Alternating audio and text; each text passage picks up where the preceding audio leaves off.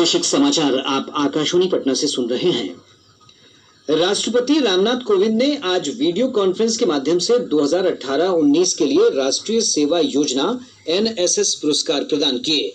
NSS पुरस्कार 42 विजेताओं को 3 विभिन्न श्रेणियों, विश्वविद्यालय, NSS इकाई और उनके कार्यक्रम अधिकारियों तथा NSS स्वयंसेवकों को प्रदान किए गए। अपने संबोधन में राष्ट्रपति ने कहा कि राष्ट्रीय सेवा योजना का लक्ष्य सेवा से शिक्षा प्रदान करना है।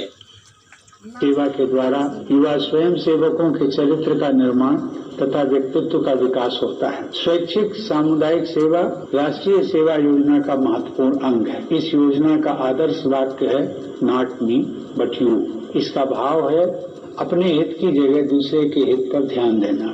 राष्ट्रीय सेवा योजना का प्रतीक है अशोक चक्र, जो स्वयं सेवकों को 24 घंटे सेवा के लिए तत्पर रहने की प्रेरणा देता है।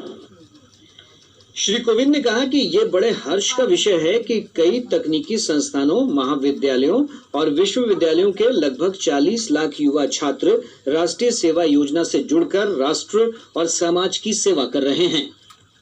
कोविड-19 के महामारी ने संपूर्ण विश्व को गंभीर विपदा में डाल दिया है। इस वैश्विक महामारी के विरुद्ध संघर्ष में राष्ट्रीय सेवा योजना के स्वयंसेवकों ने क्वारंटीन के दौरान लोगों तक खाद्य सामग्री एवं अन्य उपयोगी वस्तुएं पहुंचाने में योगदान दिया है। इन युवाओं ने कोविड-19 के कारणों और उसकी रोकथाम के संबंध में जानकारी का प्रचार प्रसार करने में सरकार एवं गैर सरकारी संगठनों को अनेक प्रकार से सहायता प्रदान की है।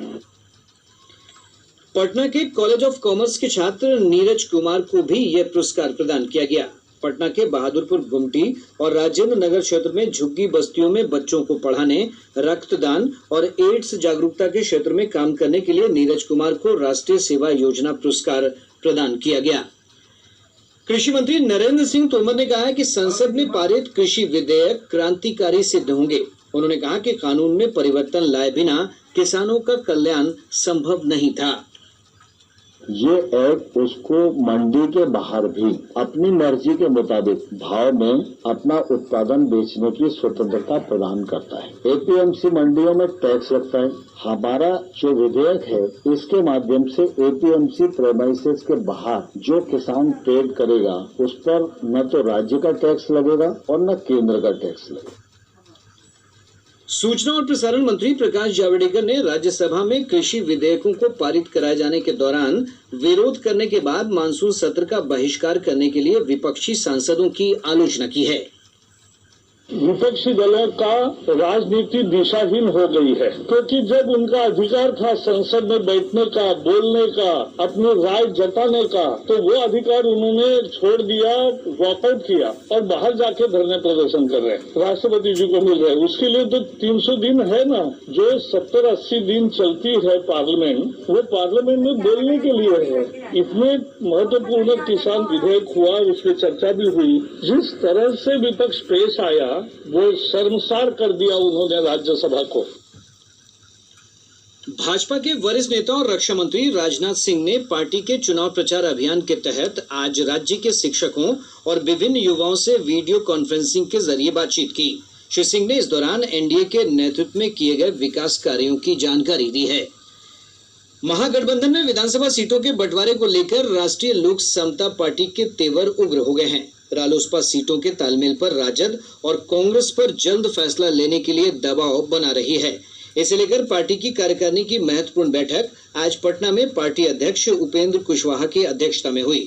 बैठक के बाद श्री कुशवाहा ने कहा कि पार्टी और कार्यकर्ताओं के हितों को देखते हुए आगे कोई फैसला किया जाएगा। इधर कांग्रेस पार्टी के बिहार प्रभारी शक्ति सिंह गोहिल, प्रदेश अध्यक्ष मदन मोहन झा, वरिष्ठ नेता रणदीप सुरजेवाला ने चुनाव की तैयारियों को लेकर पटना स्थित प्रदेश मुख्यालय सदाकत आश्रम में पार्टी पदाधिकारियों के साथ चर्चा की। विधानसभा चुनाव में 80 वर्ष या उससे अधिक आयु के बुजुर्ग तथा दिव्यांग मतदाता डाक मतपत्र के जरिए अपने मताधिकार का प्रयोग कर सकेंगे।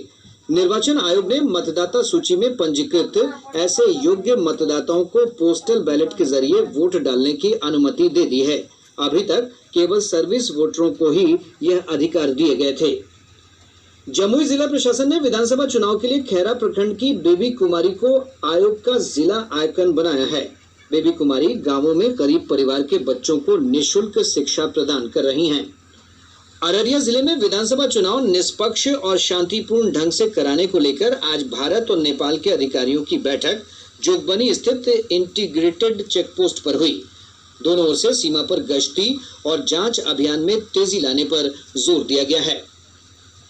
राज्य के विभिन्न जिलों से कोरोना संक्रमण के 1203 नए मामलों की पुष्टि हुई है। इसके साथ ही संक्रमितों की कुल संख्या बढ़कर 1,74,266 हो गई है। स्वास्थ्य विभाग की रिपोर्ट के अनुसार संक्रमण के सबसे अधिक 192 मामले पटना जिले में सामने आए हैं। नालंदा में 85, मुजफ्फरपुर में 65, अररिया में 57, पूर्णिया में 54 और मधुबनी में 52 मामलों की पुष्टि हुई है। राज्य के अन्य जिलों से भी संक्रमण के कई नए मामलों की पहचान हुई है। विभाग के अनुसार प्रदेश में कोरोना के सक्रिय मामलों की संख्या 13,687 है। वहीं महामारी से राज्य में अब तक लगभग 1,60,000 लोग स्वस्थ हो चुके हैं, जबकि 878 लोगों की मृत्यु हुई है। और अब अंत में मुख्य समाचार एक बार फिर। मौसम विभाग ने अगले 48 घंटों के दौरान राज्य के उत्तरी और पूर्वी हिस्सों में भारी बारिश और वज्रपात की चेतावनी जारी की। अररिया के फारबिसगंज में रिकॉर्ड 226 मिलीमीटर बारिश दर्ज की गई। सारण, भोजपुर, कटिहार और किशनगंज में भी भारी बारिश, कई इलाकों में जनजीवन अस्त व्यस्त। गंडक बराज से 4 लाख क्यूसेक से अधिक पानी छोड़े जाने के बाद गोपालगंज और सारण जिले में बाढ़ को लेकर अलर्ट जारी। और प्रधानमंत्री नरेंद्र मोदी ने फिट और स्वस्थ रहने के लिए फिटनेस की डोज आधा घंटा रोज का मंत्र दिया। इसके साथ ही आकाशवाणी पटना से प्रसारित प्रादेशिक समाचार का ये अंक समाप्त हुआ। घर में रहिए, सुरक्षित रहिए और सुनते रहिए आकाशवाणी।